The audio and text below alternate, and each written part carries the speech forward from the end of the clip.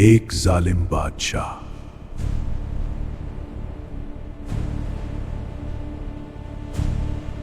उसके पास ऐसे जिन थे कि उसके मिनिस्टर्स अपने घर में भी इशारों से बात करते थे। क्या बात है? इशारों में क्यों? क्योंकि उसे हर बात का पता चल जाता था।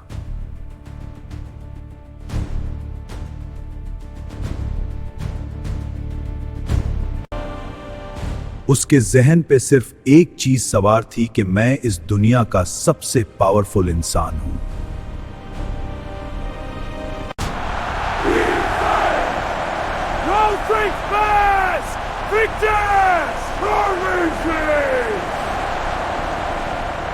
और मेरी इजाजत के बगैर इस एम्पायर में एक पत्ता भी ना हिल सके। इसी पावर को पाने के लिए उसने अपने ही चाचा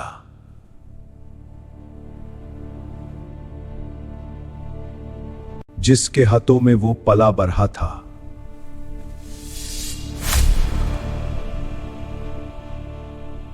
उसे मार दिया और खुद इंडिया का सबसे पावरफुल बादशाह बन गया। इंडिया पर एक मुसलमान बादशाह मोहम्मद गोरी की नजर थी।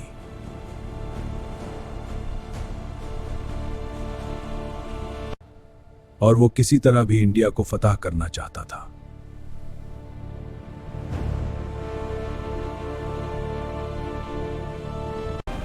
तो उसने इंडिया पर हमले शुरू किए।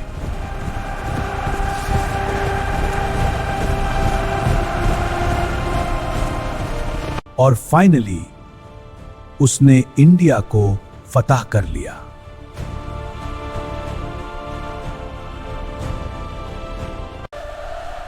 और यहां से इंडिया पर पहली बार मुसलमानों की हुकूमत स्टार्ट हुई।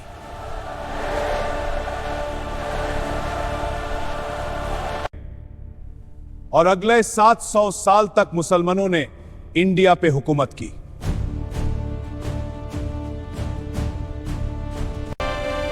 घोरी तो वापस चला गया, लेकिन उसने अपने एक गुलाम जनरल को इंडिया का गवर्नर बना दिया।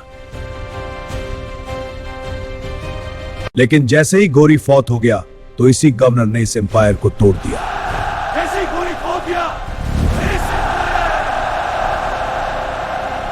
और इंडिया की पहली मुसलमान हुकूमत को स्टार्ट किया, जिसका नाम था मामलुक सुल्तानेट।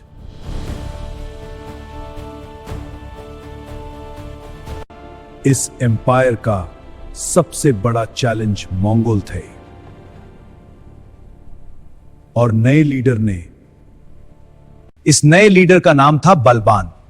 उसने ममलुक सुल्तानेट को लोहे की मुट्ठी से चलाया।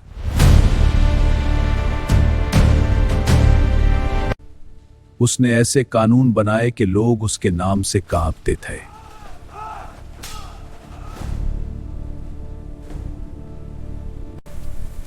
लेकिन वक्त बदला और ममलुक सुल्तानेट का सूरज ढलने लगा। अब बारी थी खलजी फैमिली की। मंगोल्स हर तरफ तबाही मचा रहे थे, लेकिन बलबान उनके सामने दीवार बन गया। यही वो वक्त था जब पर्दे के पीछे से अलाउद्दीन खलजी की एंट्री हुई।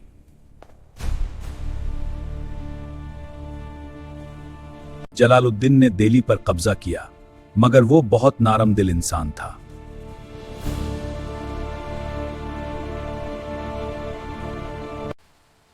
मुबारक हो बेटा, चाचा उसे मुबारकबाद देने आए, लेकिन उन्हें नहीं पता था कि ये उनकी आखिरी मुलाकात है। एक जगह में अलाउद्दीन ने अपने चाचा का सर कलाम किया और सुल्तान बन गया। अलाउद्दीन ने चोरी छुपे देवागिरी पर हमला किया और इतना सोना लाके लगे।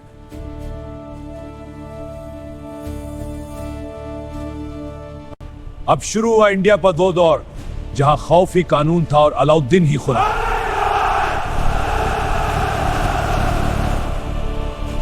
वो सिर्फ चाचा का भतीजा नहीं था, वो एक ऐसा तूफान था जो सब कुछ तबाह करने वाला था। अलाउद्दीन सुल्तान तो बन गया, मगर अब उसके सामने दुनिया का सबसे बड़ा खतरा था, मंगोल्स। लेकिन अलाउद्दीन ने ठान ली थी कि वो इंडिया को इन दरिंदों से बचा कर रहेगा।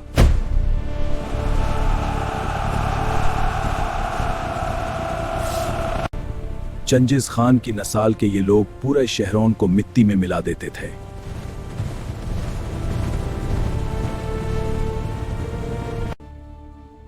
लेकिन जुर्म लड़ने के लिए पैसा चाहिए था, इसलिए अलाउद्दीन ने मार्केट रिफॉर्म स्टार्ट किए। बैटल ऑफ किली में उसने मंगोल्स को ऐसा सबक सिखाया कि वो डर के मारे पीछे हट गए।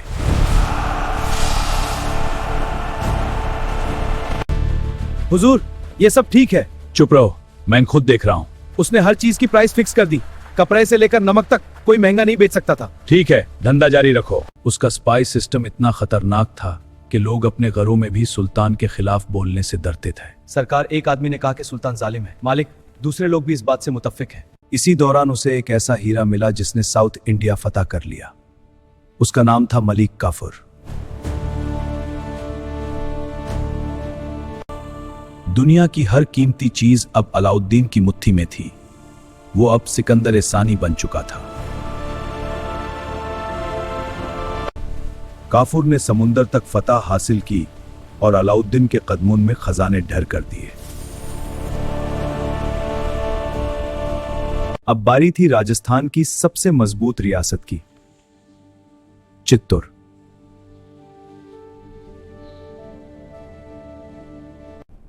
वहां का राजा रतन सिंह एक गैरतमंद राजपूत था जो किसी के आगे नहीं झुकता था। कहते हैं अलाउद्दीन ने रानी पद्मिनी की खूबसूरती के किस्से सुने थे और वो पागल हो गया।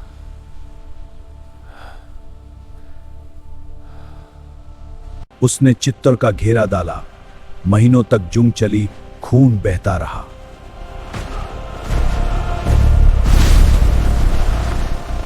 राजपूतों ने फैसला किया कि वो गुलामी से बेहतर मौत को चुनेंगे। हर हर महादेव, सकाशूरा।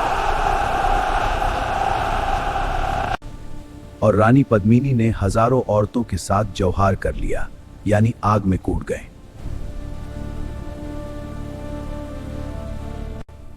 अलाउद्दीन ने किला तो जीत लिया, मगर वो जिसके लिए आया था वो मिट्टी बन चुकी थी।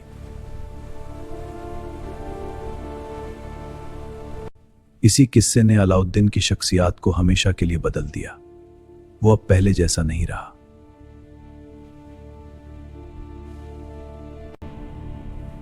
सुल्तान बीमार पड़ने लगा और उसके सबसे भरोसेमंद मलिक काफूर ने जहर उगलना शुरू किया। दुनिया भर को जीतने वाला सुल्तान अब अपने ही घर में कैद हो चुका था। और फिर एक रात इंडिया का सबसे ताकतवर जालिम बादशाह हमेशा के लिए सो गया।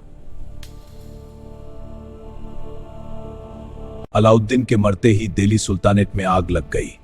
हर कोई तख्त का भूखा था।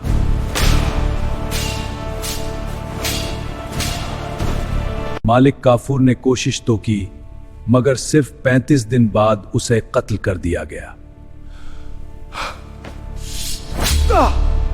अलाउद्दीन का बेटा मुबारक शाह बादशाह बना, मगर वो एक कमजोर और अय्याश इंसान था। इस जश्न में खुशी से जियो, कल की चिंता मत करो। जिंदाबाद बादशाह। और पियो। उसी के एक खास गुलाम खुसरो खान ने मौका पाकर अपने ही मलिक का सर कलाम कर दिया। अब एंट्री हुई एक पुराने और तुगलकर सिपाही जिले की, जो बाद में गयासुद्दीन तुगलक बना।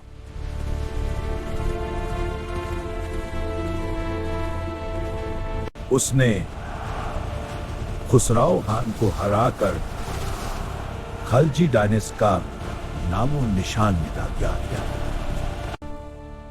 मगर किस्मत देखिए, एक जश्न के दौरान उनका लकड़ी का महल उन्हीं पर गिर गया।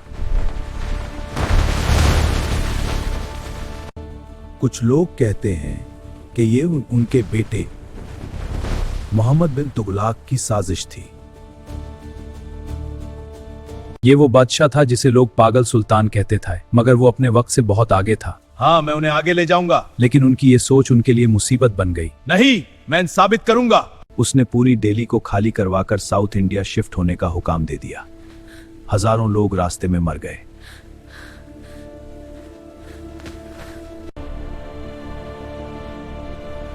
और ये सारा सामान बाहर से लाने के लिए सरकारी ट्रांसपोर्टर्स को रखा गया। तो क्या होना था? एक आम फौजी जिसकी सैलरी बहुत कम होती थी और आम लोग जो बहुत गरीब होते थे, अय्याशी की जिंदगी गुजरने लगे। लेकिन कुछ अरसे बाद पता चला कि लोग ऑर्डर्स नहीं मान रहे और मार्केट में करप्शन भी हो रही है। यह सुनकर मैं अत्यंत क्रुद्ध और चिंतित हूं। तो सुल्तान ने इस सिस्टम को चलाने के लिए इंडिया की पहली इंटेलिजेंस एजेंसी बनाई।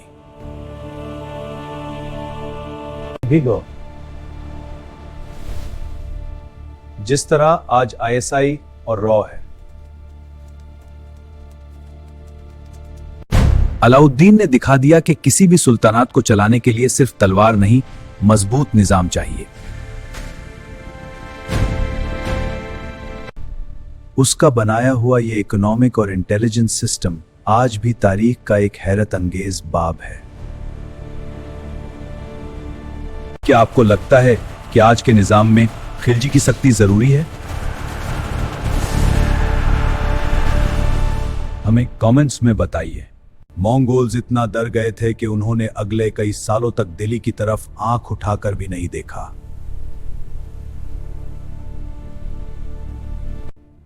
खिलजी ने साबित किया कि दुश्मन कितना ही बड़ा क्यों ना हो, अगर निज़ाम और इरादा मजबूत हो तो शिकस्त नामुमकिन है। तारीख गवाह है कि अलाउद्दीन खिलजी के निजाम ने सिर्फ जंग नहीं जीती, बल्कि रियासत को चलाने का एक नया रास्ता दिखाया। आज के दौर में भी जब महंगाई और करप्शन की बात होती है तो खिलजी का प्राइस कंट्रोल सिस्टम हमेशा याद किया जाता है। वो एक सख्त हिफाजतगर था जिसने हिंदुस्तान को मंगोल्स की तबाही से महफूज रखा।